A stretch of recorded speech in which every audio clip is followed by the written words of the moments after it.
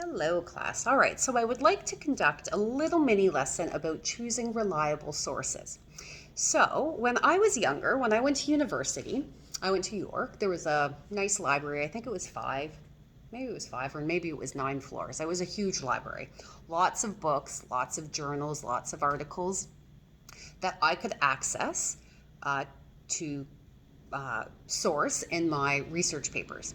Now, the great thing about these sources is that they had all been vetted or reviewed so that they were all reliable sources. All right. You all have much greater access to sources through the World Wide Web. All right. You have Google, you have all these different search engines that allow you to have access to information I couldn't have dreamed of 20 years ago when I was in university. Yeah, 20 years ago. Um, so that is a great thing. Now, one of the disadvantages of that is the fact that there's so much information, it's hard to tell what is reliable, what is true, and what's not true. Because just because it's on the internet does not mean that it is true. So, your final product is only as strong as the evidence that you support it with, okay, that you include within it. So, I just want to talk very briefly about how you can determine whether, and most of you are going to be using, well, I think all of you at this point are going to be using the internet, so articles and things from the internet to support and as the basis of your project. So how can you tell what websites are reliable? Okay, so there is a website I've attached or linked you to that kind of goes over this in a bit more detail. So feel free to look at that if you have any questions. So there are 5 things that you want to look at.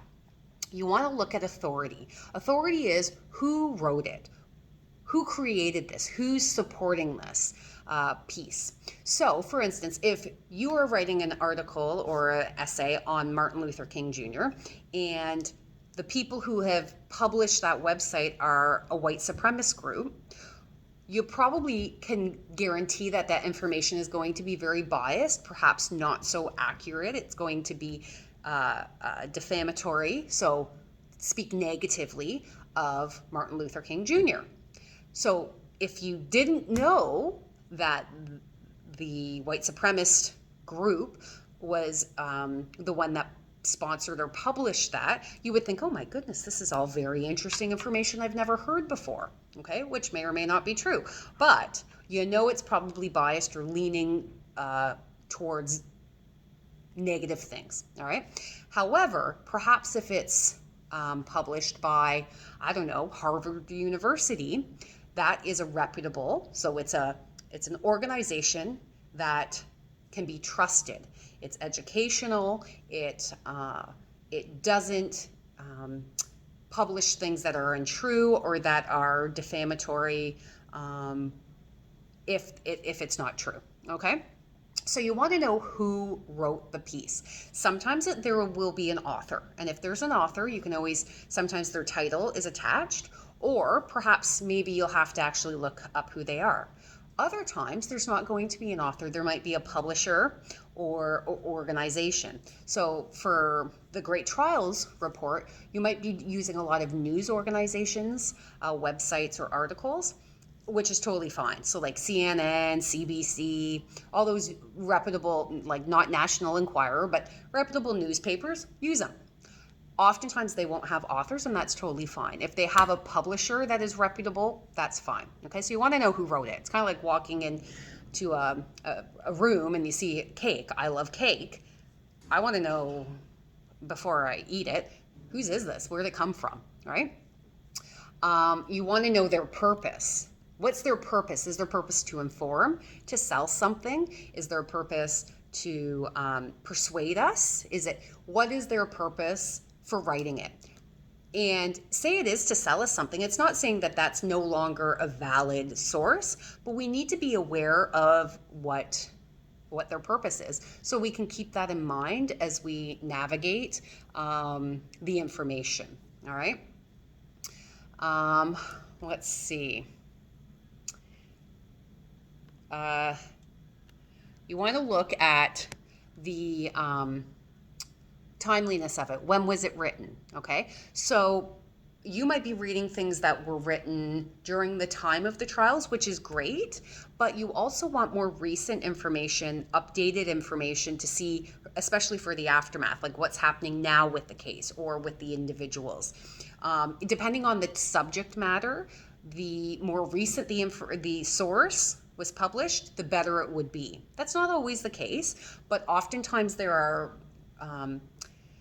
revelations or new information provided that makes more recent information or sources more reliable. So I want to know, how long has that cake been sitting on the table? If it's been there for 4 days, I'm probably not going to eat it.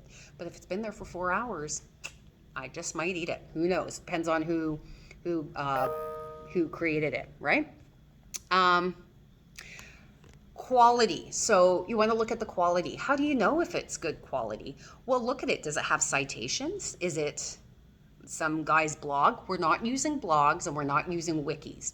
So no Wikipedia. No Wikipedia. It may have all the accurate information. Use it for your dry research when you're trying to figure out what the source or what the trial's about. But it is not a citable source. It's not something you can use because it's easily editable. Might all be accurate, but we can't determine that because the public can edit it. Okay. You don't want to use blogs. Okay. Blogs just aren't going to work. All right. Because I can make a blog. I don't know anything about the trials. I can just blab on about my own opinion. If I don't have it cited, it's not based on fact, it's not useful. All right. Sometimes these sources will have links. Click on the link. See, where does it lead you? Are they reputable? Sometimes we, judge if the cake's sitting there. We don't know whose it is, but this reliable person is like, you know what? I saw it. Nobody's touched it. Nobody's done anything to it. I might actually decide to eat that cake. So you got to decide. All right. So yeah, you want to question it. You want to just make sure. Look at the domain name. Just because it's education-based, edu, it could be a student who wrote it. So just look and see, is it a professor? Is it a doctor? Is it somebody in the legal system? Like, look at all of those different things. There's no one answer to look at reliability, but don't choose a source that's one page, especially when you're doing this big report. Choose something that has a lot of detail. There's timelines, there's other people's reports, there's news reports. You can even use documentaries or shows. They can't be Hollywood type shows, but if you find a show like a Dateline or a NBC mystery, whatever, you can use it as long as it's based on factual information. It can't be like a dramatization of, the Menendez brothers murder. It has to be like interviews with the reporters. So if you find that, that's great. If you find it on YouTube, you have to figure out the original source of it. So you can't just say YouTube, because YouTube, anybody can post anything. You want to find out, oh, that's Dateline, and then do a search in the internet in Google and say like, this, whatever, Soho House murders, whatever day. Okay? So think about your sources. Before you choose your topic, you want to make sure that there's lots of sources that are reliable, that have the different types of information you need about your topic. All right? Be critical, because you're going to need 3 or 4 sources, and if one of them isn't reliable, all the information from that source is null. It's null and void. All right? So be critical, be reliable yourself by looking at your sources. All right? So good luck as you find your sources and figure out your topic for your Great Trials Research Report.